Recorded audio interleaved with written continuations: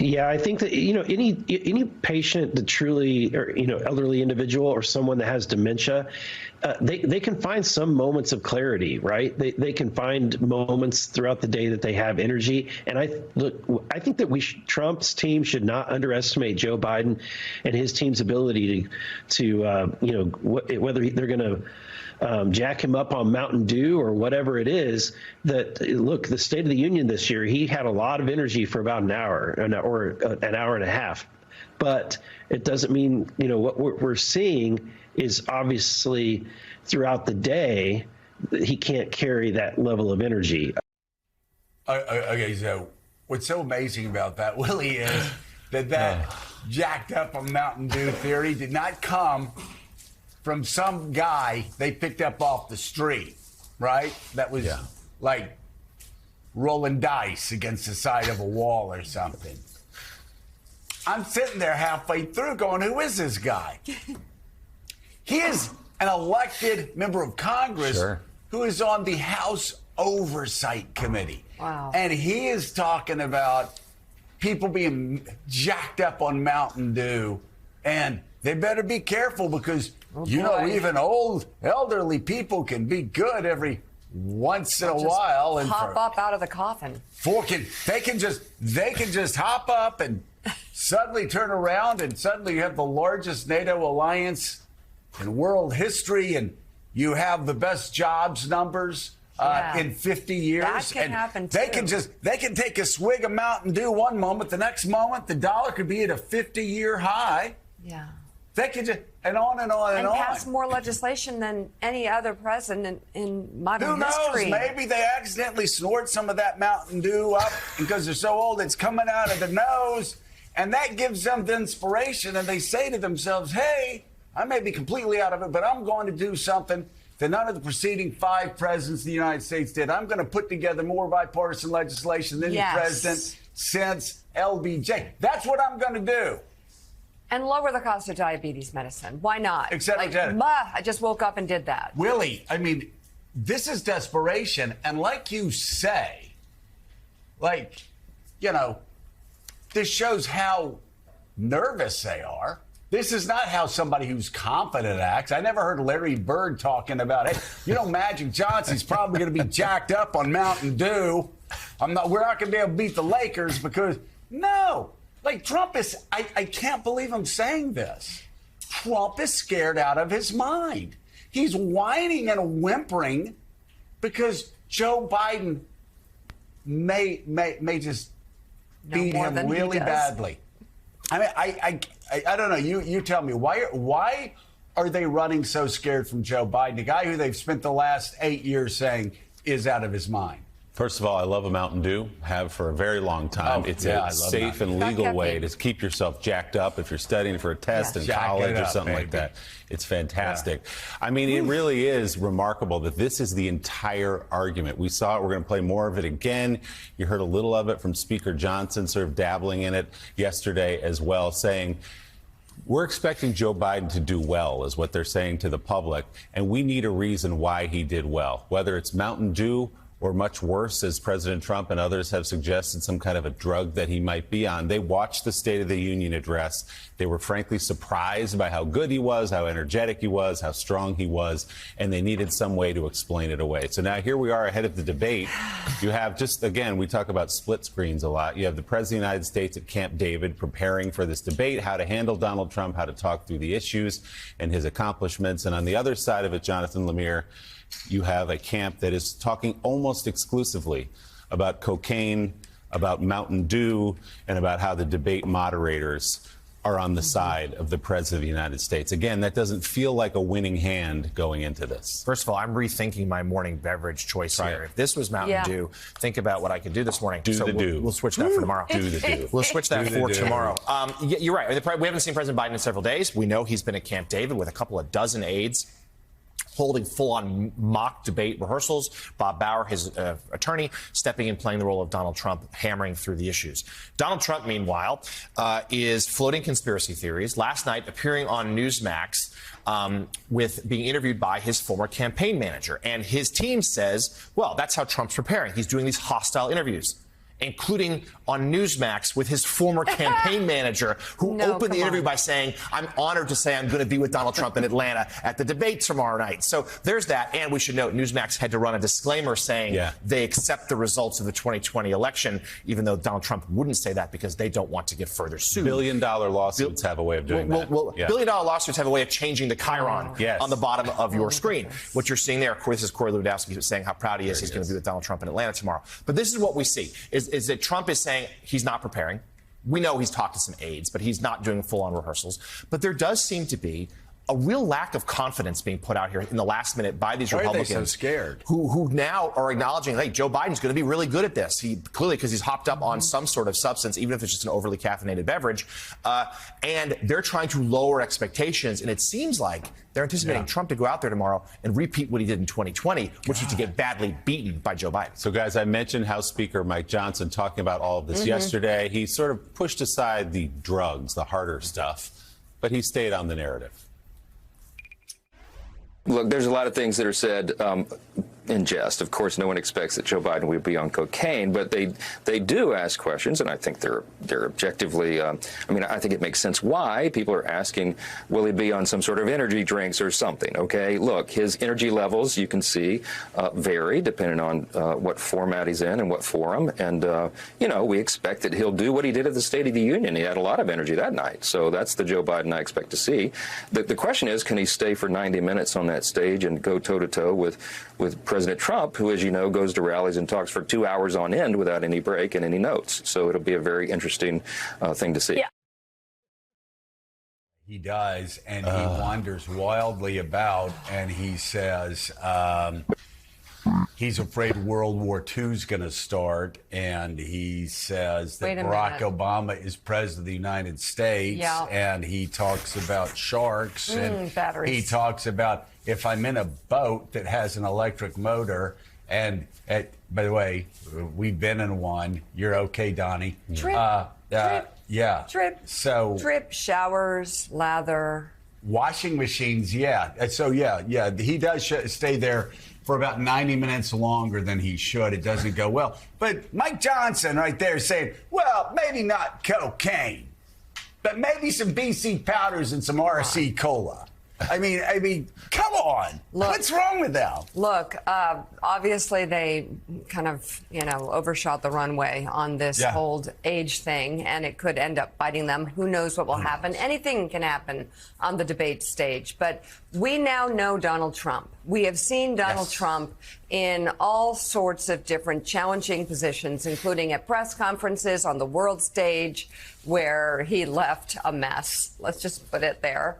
And in terms of debates or one-on-one interviews, town halls, he also tries to game the system. He tries to get into the heads of the moderators, and those with less experience, he actually succeeds. Runs over them. They're going out. Yeah, he runs right over them and basically takes an hour for himself to talk to America about batteries or whatever else he wants to. So there is that. And I think going after the moderators in this case, which is another collective effort by the Trump campaign and Trump himself, is to try and set up the moderators to feel like they have to overcorrect on fairness. Already playing the I don't think that will happen with these. Nope. I think they know what they're dealing with. The trial of Wall Street Journal reporter Evan Gershkovich begins today in a Russian court. Evan is considered wrongfully detained by the United States, was taken into Russian custody in March of 2003 on espionage charges. In an interview with the Associated Press, the general counsel for Dow Jones, which owns the Wall Street Journal, called Evan's trial a sham with bogus, trumped-up charges. The AP reports Gershkovich's conviction is almost a certainty, with Russian courts convicting more than 99% of defendants who come before them. If he is convicted, Evan Gershkovich faces up to 20 years in prison. So kind of a striking visual there of Evan Gershkovich in court today.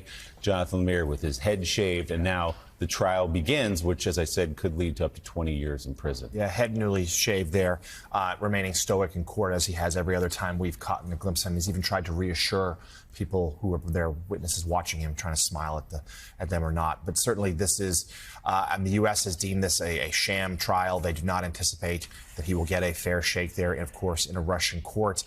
President Biden and his team continue to say publicly and work privately towards securing his release, but have been candid about how challenging it is to negotiate with Russian officials right now. If some sort of prisoner swap could be done, they're still trying. And we should take this moment to again highlight Donald Trump's rhetoric about this case, where he is suggesting that Vladimir Putin would allow Gershkovich to be released as soon as Trump were to be elected, sort of sending out almost a dangerous signal there to say, hey, only I can do this. This current administration cannot. Yeah. Vladimir Putin's my guy. I can get Evan Gershkovich out of prison. That's effectively what Donald Trump is saying. We'll, of course, keep a very close eye on that trial, which began just a couple of hours ago. Back to tomorrow's presidential debate. Matt Lewis, your latest article for the Daily Beast is entitled, Trump's Debate Prep is Whining and Making Stuff Up. And I'll add to that, just attacking people all around for victimizing him. It's the same thing. He's such a victim. He's all such over a again. Such a snowflake. Yeah, so look, I what's think there's a pattern like? here, right? Whether it's an election like the 2020 election, whether it's a trial like the New York hush money trial, or whether it's the debate, Donald Trump doesn't wait until he loses to start complaining and arguing that the thing is rigged. He is pre-spinning. And I think part of it is what we were talking about earlier in this segment, which is the expectations game, right? They're after saying that Joe Biden can't string two sentences together, they're finally getting a little worried. They're finally trying to change that expectations game and say, well, he'll be hopped up on caffeine. But look, I think part of it is simply Donald Trump's MO. He complains, he claims it's rigged. The only way I could lose this election, he says, is if it's rigged. Same thing with the debate. The only way he could lose the debate is if it's rigged. And I think it has... really, it's a two-pronged approach. There are two components to it. Part of it is he gets to work the refs, in advance. He gets to make them think twice and maybe go a little easy on him. And then the second is, if Donald Trump, in fact, loses the debate, then he has already laid the groundwork for saying, well, it was rigged. It was always rigged. It was rigged the whole time. Here's the problem. It kind of is rigged. Joe Biden outmaneuvered Donald Trump. The timing of this debate, the rules of this debate, those were all set by Joe Biden because Donald Trump allowed it to happen. Joe Biden's team, I think, really outsmarted and outmaneuvered Donald Trump. And if he goes on to lose, there will be one person to blame, Donald Trump. And I think Republicans, rather than blaming the moderators or Mountain Dew, should blame Donald Trump for that. So, Sam Stein, we know that tomorrow night is a moment for President Biden to reassure Americans that he's still up for the job, as we've discussed. Right. He did so at the State of the Union. He has another opportunity to do that tomorrow. But it's also a chance for him to really go on the attack. I'm curious to get your analysis here, but what buttons he should push? What lines should he pursue in going after Trump? And it could be January 6th. It could be democracy. Certainly abortion rights. How do you anticipate it going? Well, I guess it really depends. Does he go with Mountain Dew Baja Blast or Mountain Dew Code Red, right? I mean, that's that. I thought that would land. I thought that would land a little better, honestly. I think I was too removed from the opening of the show. Look, I think the honest answer to your question is they want to create a contrast, right? I mean, this is a classic sort of referendum versus contrast conundrum that they have. They don't want this race to be a referendum on his record as much as they think his record is great. They want it to be a contrast on the agendas that each candidate is putting forward. And so in this case, they're going to use the debate to say, look, we've done some work on the economy. We're getting there, but we know we have more to do. And Donald Trump would send us back, frankly, that his policies are inflationary, right? They're going to say our foreign policy, we've made tough decisions. We've stood up the NATO alliance against Russia. Donald Trump would send us back. On women's rights, we have more to do. Donald Trump will send us back. I expect that to be the sort of fundamental theme, is forward, not backwards. And frankly, that's probably the best one to play for Biden because they need the electorate to be focused not on Biden so much, but on Trump. And finally, I'll just say this. Biden's debate partner, I think Dan Pfeiffer wrote about this, but I think it's true. He's debating not just Donald Trump. Obviously, it's Joe Biden versus Donald Trump. He's debating the caricature that they've set of Joe Biden. And so a lot of this and so much of this is just expectation setting. And he has to clear a very low bar, frankly, which is get up there, be attentive, be assertive for 90 minutes, and bypass this bizarre characterization that they've created of you as someone who's got to be hopped up on Mountain Dew or whatever other drug that they suggest you have to take, and let, again, the focus be on Trump. So it's interesting. There's also, we're going to be talking more about the Veep stakes. Donald Trump talking about he's going to pick his vice presidential running mate, maybe soon. You know, these are the kinds of things that he could do during the debate just to deflect and to have something to talk about that he can talk about confidently. And it certainly would not be foreign policy or legislation or politics, but, you know, picking someone like Little Marco or something like that could. Do you think he'd call him that? I think he'll probably change. That's what he used to call him. And their Marco will be watching the debate, you know, with bated breath, hoping that he's going to be Donald Trump's vice president in terms of the running mate. But that's the kind of thing he'll do to distract, to try and buy time just to get through it. Yeah, you know, the thing is, though, what I suspect Matt Lewis is, if you're sort of reading the tea leaves this week, it sounds like they're suggesting the vice president pick may come this week. And if so, that's one more way they're hedging against a really bad debate loss. So what you do is, if you get really bad headlines coming out of the debate on Friday morning, you make sure that throughout the weekend, they're not talking about the debate. Instead, they're talking about your vice presidential pick. So again, even the leaking of that as a possibility shows they're scared. I mean, they're really scared Donald Trump is going to blow this thing. Yeah, I think, you know, bracket it with, if it is, and that actually might just be a contingency plan. If the debate goes well, we hold the announcement. If it goes poorly, we bracket it with the vice presidential announcement quickly following. And I have to say, Donald Trump, he is really good at controlling the message. There's no doubt about that, and changing the subject. And it used to be that something like a debate would be talked about for weeks on end, and it would dominate multiple news cycles. That may not be the case. It may be that he says or does something either important or just crazy. And that's what we're talking about a couple days from now. He is really good at that, bad at a lot of other things, good at driving the agenda and our attention. All right. Senior columnist for the Daily Beast, Matt Lewis, thank you so much. It's great to have you on. And meanwhile, a new one-of-its-kind live event will give you a chance to join the conversation on this presidential election. Over a dozen MSNBC anchors will gather together for what's being called MSNBC Live Democracy 2024, happening on September 7th at the Brooklyn Academy of Music. You can scan the QR code on your screen for tickets or visit msnbc.com/democracy2024. And joining us now, the host and creative director of MSNBC Live, Luke Russert. And Luke, this is cool. You have a lot of us going there, and the in-person aspect of it, I think, is so valuable at this time where everybody's so spread out for so many different reasons. What do you hope to accomplish at this first event?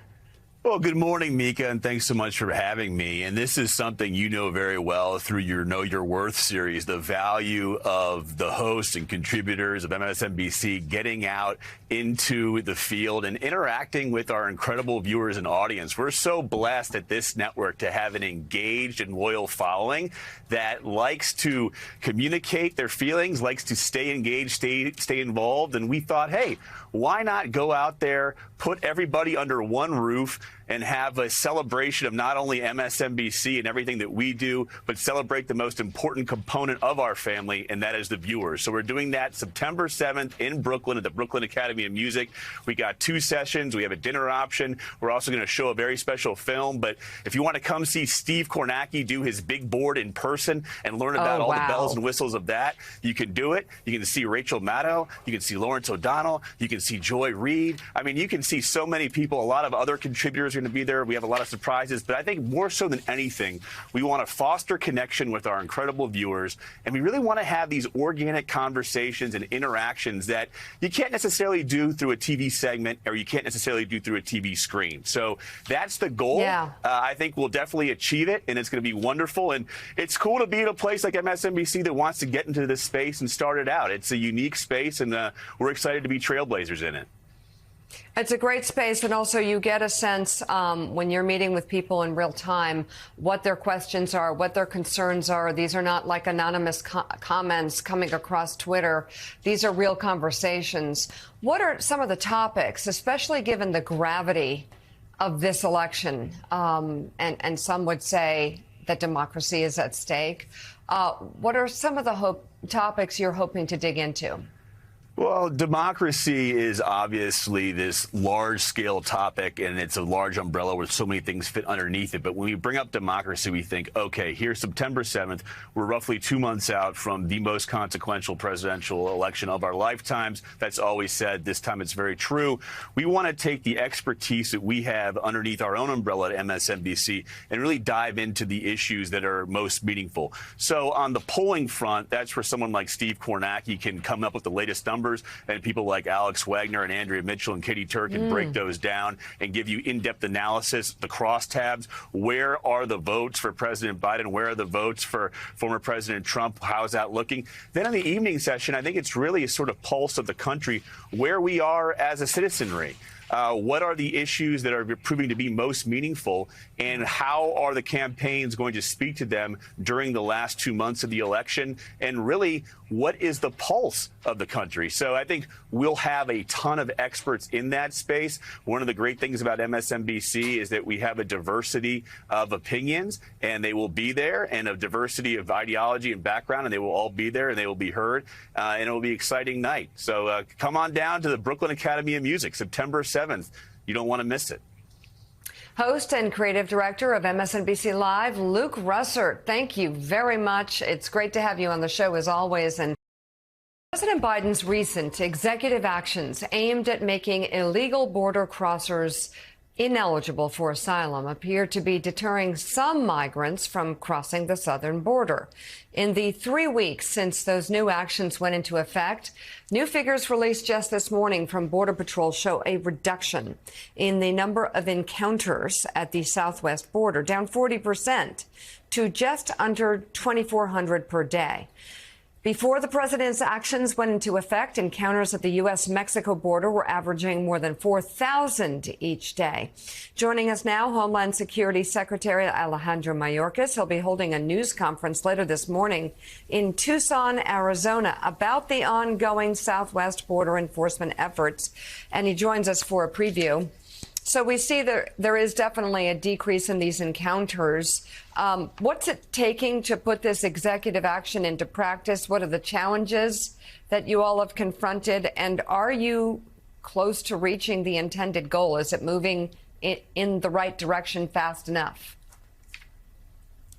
Thank you so much for having me. It is indeed moving in the right direction. You correctly note that the number of encounters at the southwest border have decreased in the 3 weeks that we've been implementing the president's proclamation by more than 40%. It's a remarkable implementation effort by the men and women of the Department of Homeland Security in U.S. Customs and Border Protection, Immigration and Customs Enforcement, and U.S. Citizenship and Immigration Services.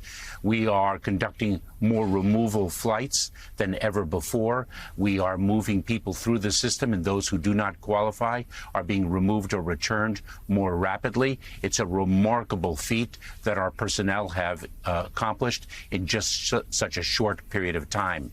It's really important to remember, though, that the president's executive action is being challenged in the court.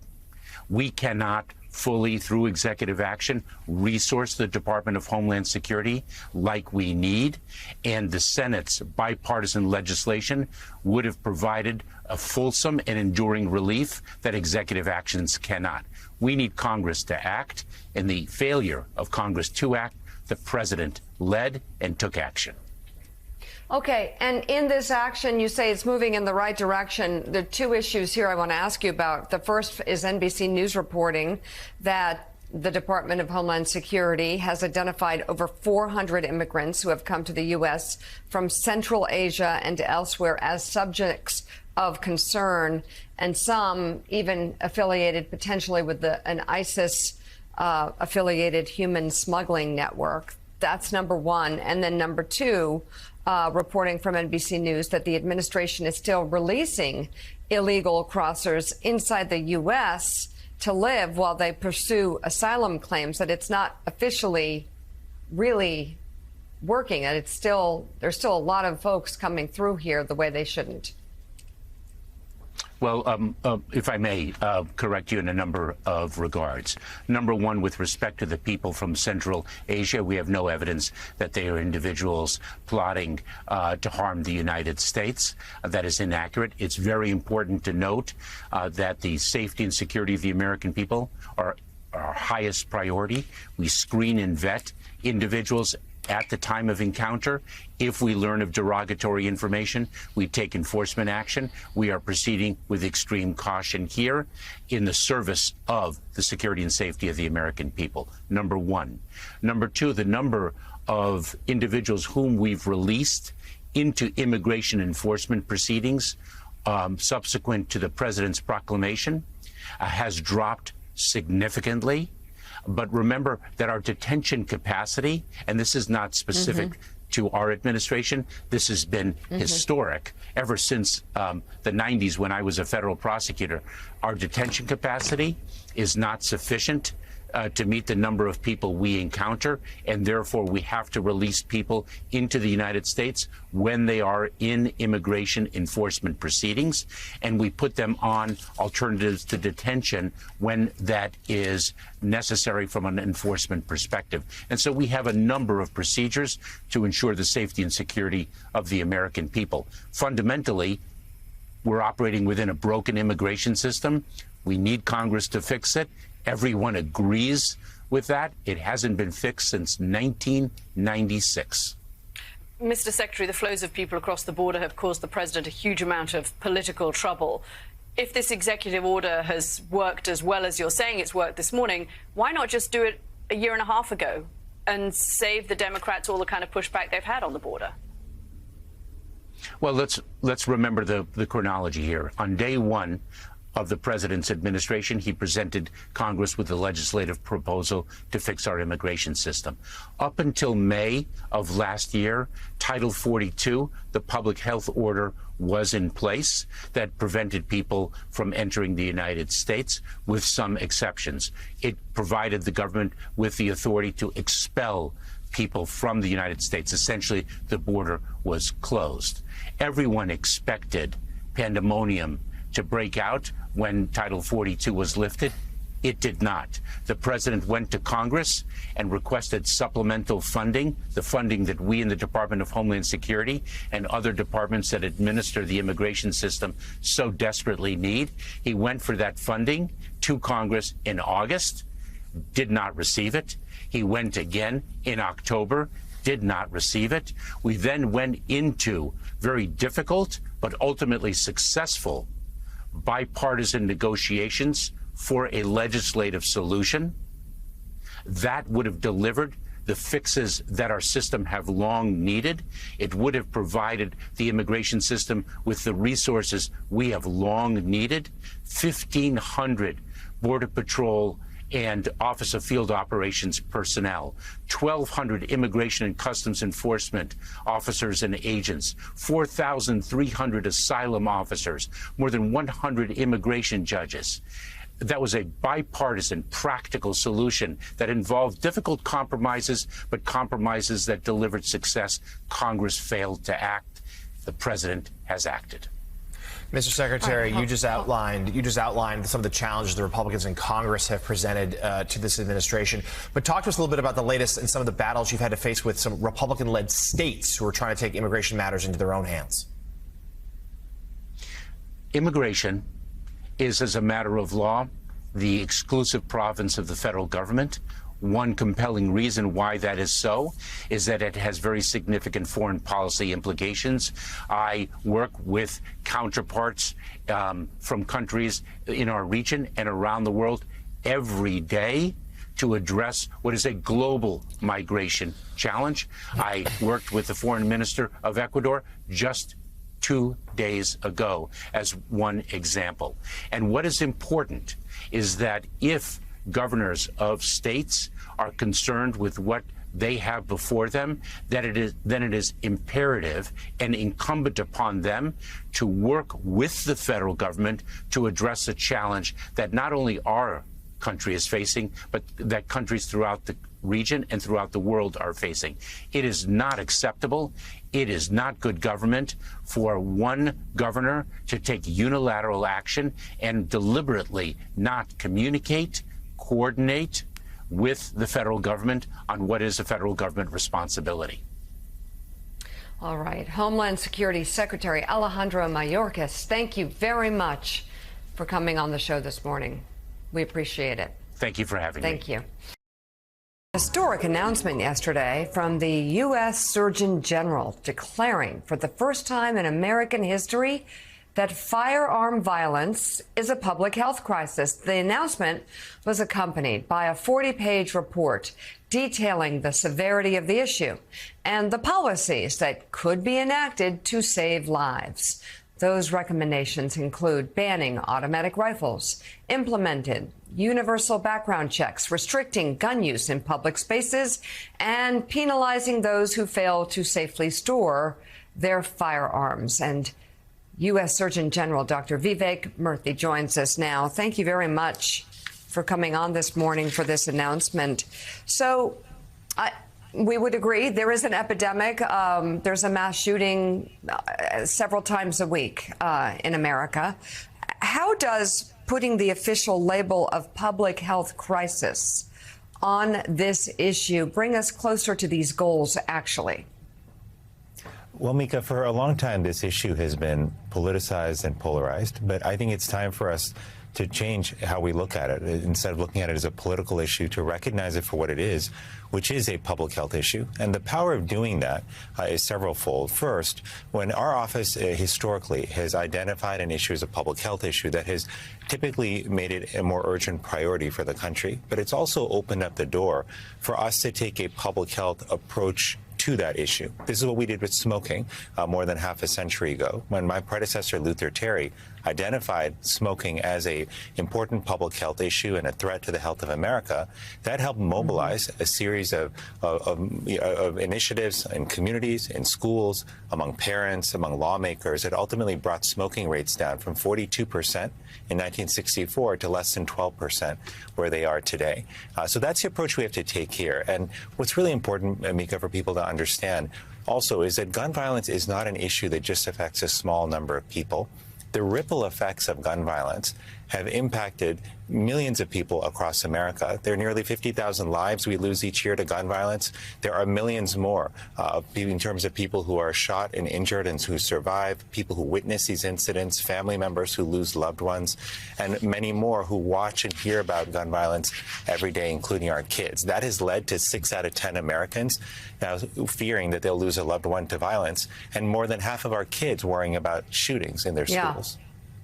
So you brought up the smoking parallel, which is so interesting because, as you're right, you are correct. It mobilized initiatives and a lot of outreach in schools and understanding about the dangers. It also mobilized massive lawsuits, and the legal realm was really ignited by sort of a sense of just how dangerous cigarettes were. Will that happen in this case? Is that your hope? Or what gets us to banning automatic rifles? What gets us to your goals here in this announcement, universal background checks? Yeah, so there are a series of strategies we lay out in the report, Mika. You identified some of them, which are focused around firearm risk reduction strategies. Those include strengthening universal background checks, and they also include measures that would seek to put time and space between firearms and individuals who would seek to harm themselves or others. But what they also include are community-based violence intervention strategies, safe storage education programs and laws, advances and expansions in our research funding, as well as expanded access to mental health services. These are all multiple strategies that we've offered for Congress to consider, for the country to consider, and they're actionable. You know, one thing, the things that gives me some hope here is that if you look at the last few years, we've seen some progress. 5-6 years ago, Congress actually, for the first time in decades, put forward funding for gun violence. It was a modest amount of funding. A lot more has to happen there.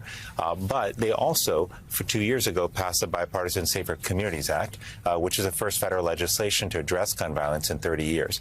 There is more that we can do here. And these should not be the last steps we take. There are more actions we'll need as a country. But if we build on the strategies I've laid out, if we come at this issue understanding that what I'm understanding talking to people across America, which is that everyone, regardless of their background, their age, what part of the country they live in, want to live in a world where their kids can go to school without worrying about gun violence, where they can go to church or go for a walk on the street without worrying about being shot. And right now, this fear of gun violence has pervaded the psyche of America. It's affecting day-to-day decisions.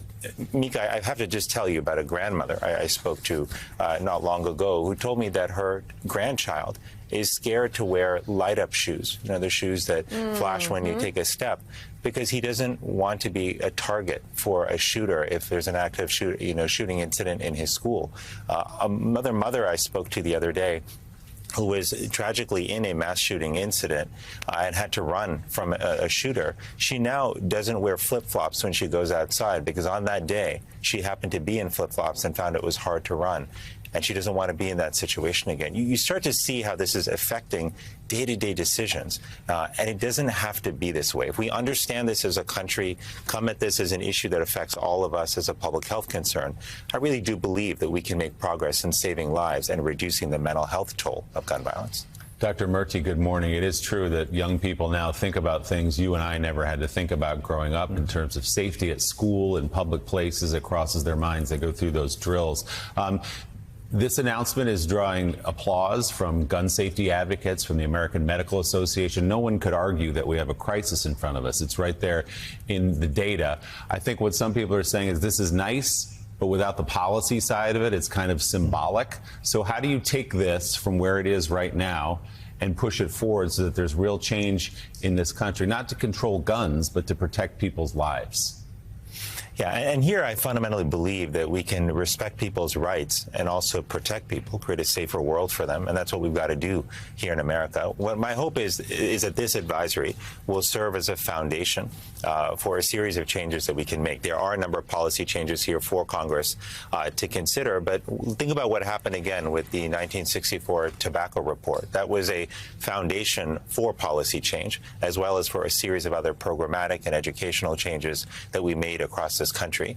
And if we come together as a nation to say, you know what, this is time for us to make this a priority because it's now become a kids issue, then I think we can make progress. And let me just underscore the kids issue. Gun violence has become the leading cause of death among children and teens in America. That was not true a decade ago. It was not true 2 decades ago. It is true today. And one thing I have seen, in the past as a country is that we have been able to come together and do hard things in the past. And if there's ever a time where we should come together to take on an issue, it should be this one because it is affecting our children. And what could be more important than their well-being? In Gabe's report, we heard from former Republican Congressman Adam Kinzinger, and we want to play more of that. Here is his full endorsement of President Joe Biden for re-election. I'm Adam Kinzinger, and I'm a proud conservative. I always have been. As a proud conservative, I've always put democracy and our Constitution above all else. And it's because of my unwavering support for democracy that today, as a proud conservative, I'm endorsing Joe Biden for re-election. My entire life has been guided by the conviction that America is a beacon of freedom, liberty, and democracy. So while I certainly don't agree with President Biden on everything, and I never thought I'd be endorsing a Democrat for president, I know that he will always protect the very thing that makes America the best country in the world: our democracy. Donald Trump poses a direct threat to every fundamental American value. He doesn't care about our country. He doesn't care about you. He only cares about himself, and he'll hurt anyone or anything in pursuit of power. We saw that when he tried to overturn an election that he knew he lost in 2020. He attacked the foundation of this nation, encouraging a violent mob of his supporters to march on the Capitol to prevent the peaceful transition of power. Now he's become even more dangerous. He's called for termination of the Constitution. He wants to be a dictator on day one. He actually said that. And he's continuing to stoke the flames of political violence. There's too much at stake to sit on the sidelines. So to every American of every political party and those of none, I say now is not the time to watch quietly as Donald Trump threatens the future of America. Now's the time to unite behind Joe Biden and show Donald Trump off the stage once and for all. So, Doris, do you think this helps, this along with all the disinformation networks not running the truth on their actual content, on their news shows? What do ads like this do? I mean, I think it could help a little bit, but there's so much noise out there. I actually do think it will help a little bit, reminding people of January 6th, reminding people of democracy.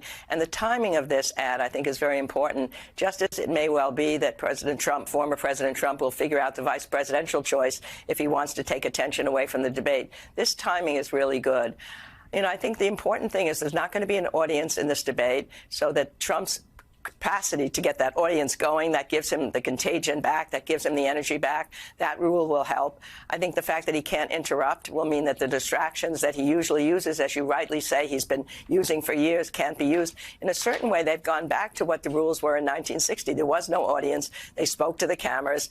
And it may be that that debate that took place in 2020 made America feel that somehow it was the worst debate in history, that America had lost. So these rules changes have allowed us to go back to what the normal debates would have been about. And I think in a normal debate, he'll have much more trouble. Although you're right that the television studios may not carry those things. They may just carry parts of it. But people are going to see the whole thing. It'll be the most extraordinary debate, I think, since 1960.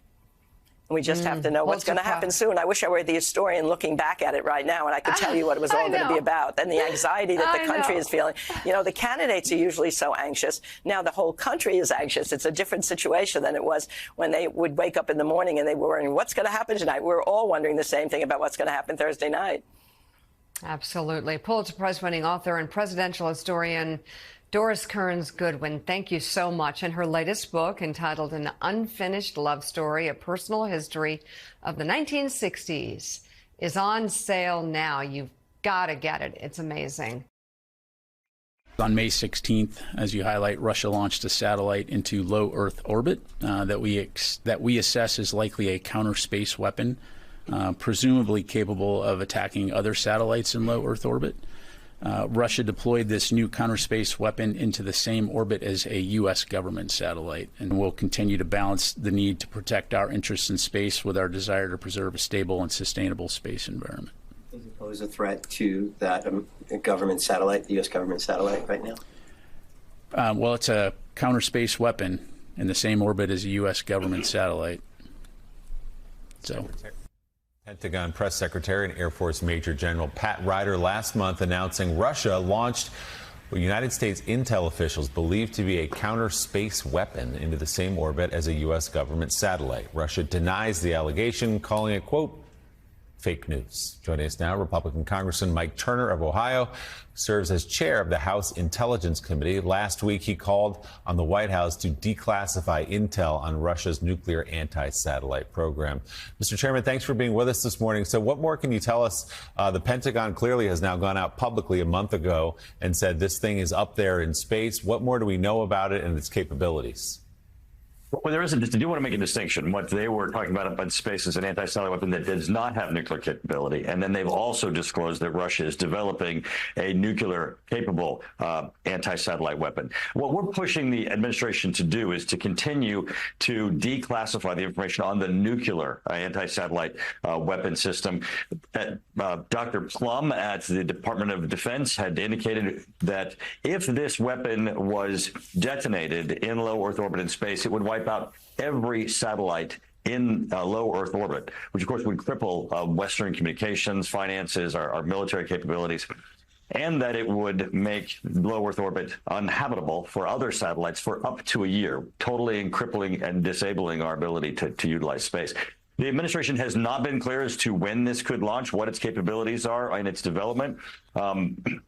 General Saltzman, the chief of staff for Space Force, said that if this weapon was launched, it'd be day zero, really, for mankind's use of space, because the next day we couldn't count on space to be there. But what you were reporting of the anti-satellite weapon that is currently in orbit, that shows the intent that Russia is targeting our satellites. They are looking to destabilize our ability to operate, and certainly has an impact well beyond our military, but even to just even your show, our basic communications, and our financial transactions. So that's right. So you make an important distinction there between the what's been shot into space allegedly by Russia. What about the nuclear capable one, the potential for that? What more do we know about that? And beyond the obvious, what are your concerns? Well, I think that this administration should move quickly to declassify the information so, really worldwide, we can begin to have a discussion as to the nefarious actions that Russia's taken to destabilize space, and really, a violation of the UN nuclear weapons treaty, but also really a violation of what everyone is expecting for mankind's use of space. If the administration would declassify this, I think that we can work to prevent this satellite from being put in space. The day that it's up there, it's irreversible, and it can be catastrophic, really, for what we currently expect for the aspects of our daily lives and the way we touch space. Congressman, can you detail for us what other nations may look to employ similar technologies, or at least sort of weaponize space, or make our own existences there more difficult? Where else should we be looking? Is this Beijing and Tehran? Where else? Absolutely. So China has a very aggressive anti-satellite weapon program, having before used a ground weapon to even destroy one of their own satellites in orbit, resulting in a huge debris that, of course, is threatening to other satellites. As a result of China's efforts to get into the business of producing anti-satellite weapons, placing ours at risk, both weapons from the ground, weapons in space, the United States pursued a strategy of proliferation. We're going to smaller satellites, more in number, and also an ability to repopulate. If they should take out a satellite, we would be able to, as you think of Starlink, put up many more additional satellites to fill in the space. The problem with the nuclear weapon that Russia is pursuing is that it wipe out everything in low Earth orbit and make it unusable for up to a year. This is the most dangerous type of weapon. That's why there's a UN treaty against it, and the administration needs to strongly be moving to stop this from being placed in space.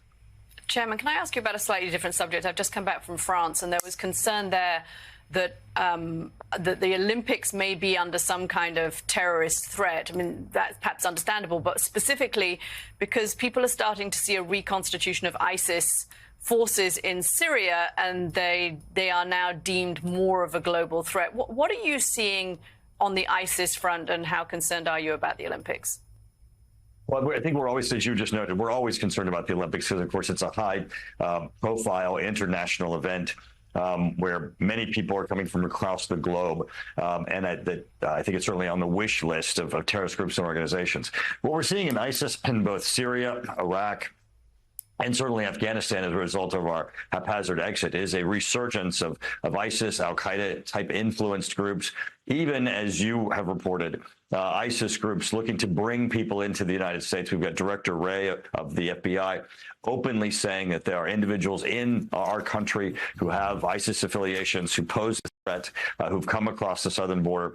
You're absolutely right. We're seeing a resurgence not only of their interests, their efforts, their operations, but their abilities to deploy to areas where there's a threat and a risk.